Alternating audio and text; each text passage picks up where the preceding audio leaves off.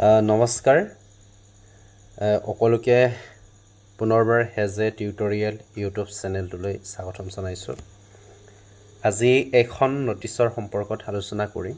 বহুতে সুধি আছে এখন নটিছ ৰিয়েল হয় নে ফেক হয়, আৰু এটা বিষয় মই ইয়াতে শ্বেয়াৰ কৰিম। 100 পইণ্ট ৰোষ্টাৰ ৰেজিষ্টাৰ মানে কি, যিটো এখন নটিছত বাৰে বাৰে মেনশ্যন কৰা আছে, আৰু LP UPৰ কাৰণে ইউ এডভাৰটাইজড কেতিয়া খোলাব বা খোলোৱাৰ সম্ভাৱনা আছে, এইখিনিও আলোচনা কৰিম।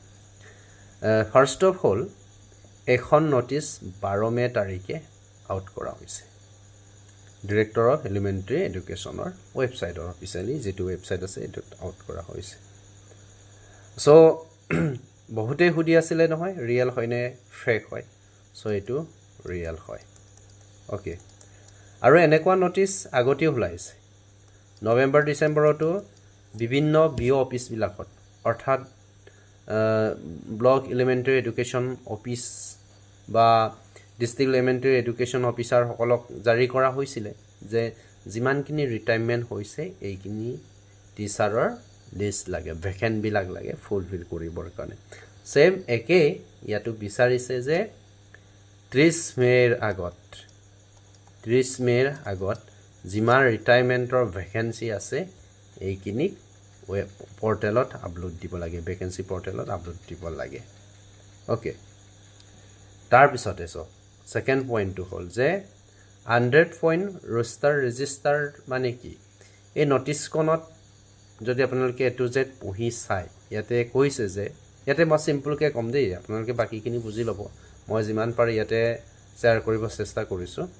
100 পইণ্ট ৰোষ্টাৰ ৰেজিষ্টাৰটো এনেকুৱা যে যেতিয়া DO মানে ডিষ্ট্ৰিক্ট এলিমেণ্টাৰী এডুকেশ্যন অফিচাৰে বা DO বা BOৰ পৰা গোটেইখিনি ব্ৰেকআপ দিব যে নিজৰ ডিষ্ট্ৰিক্টৰ, তাতে LPৰ এছিষ্টেণ্ট টিচাৰ কিমান আছে, UPৰ এছিষ্টেণ্ট টিচাৰ, তোমাৰ ছায়েন্স টিচাৰ, হিন্দী টিচাৰ, এইবিলাক বেলেগ বেলেগকৈ বনাই দিব লাগে।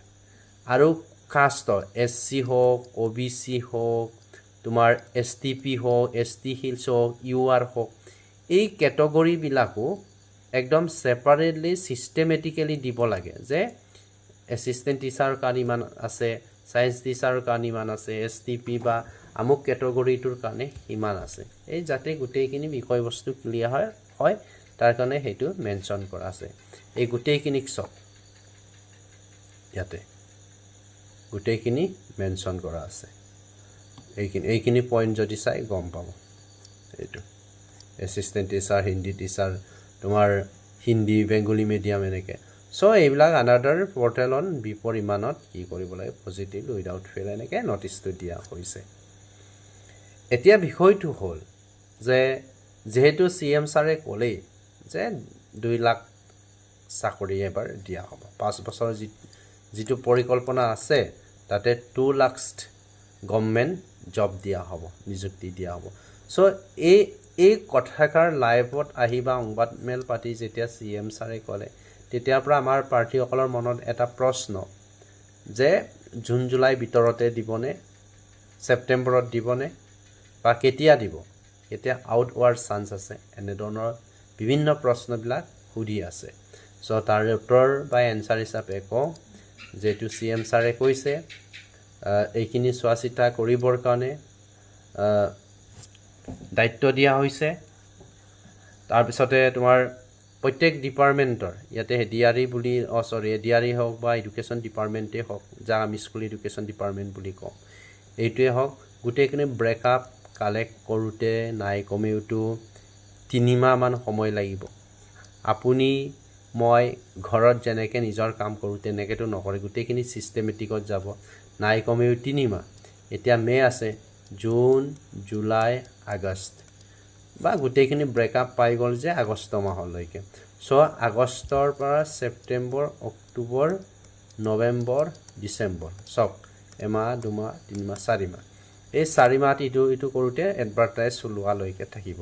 চ' মোৰ দৃষ্টিত কয় ইয়াতে আনঅফিচিয়েল হয়, ইয়াতে অফিচিয়েল বুলি ভাবি নল'ব, এইটো মই কোৱাৰ ধৰণে নহ'বও পাৰে, হয়তো আগ পিছ হ'ব।